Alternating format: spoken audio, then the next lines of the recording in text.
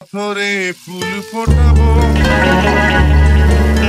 শুধু ভালোবাসা দিয়ে আমার পাশে। এই গানটি 1997 সালে মুক্তি পেয়েছিল। তখনকার সময়ে আমি পাথরের ফুল ফোটাবো গানটি তুমুল জনপ্রিয় পেয়েছিল।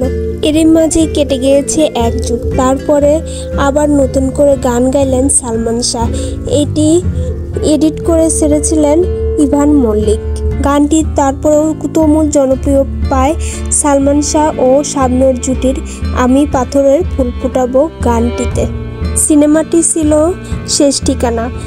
অভিনয় করেছিলেন শাবনূর, অমিত হাসান, রাজীব, ডলি জহর ও মিশা সওদাগরের সাথে কাঞ্চি। সবাই দারুণ অভিনয় করেছিলেন।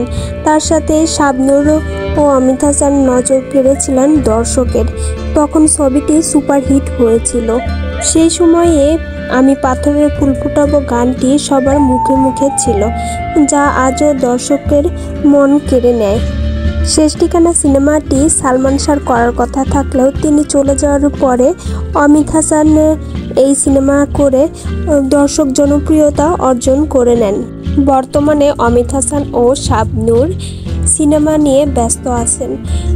শাবনূর মাতাল হওয়া ও রঙ্গনা সিনেমা করছেন। অন্যদিকে অমিত হাসান সিনেমার নাম প্রকাশ করেননি। বিনোদন জগতের নতুন খবর পেতে আমাদের পাশেই থাকবেন সাবস্ক্রাইব করে।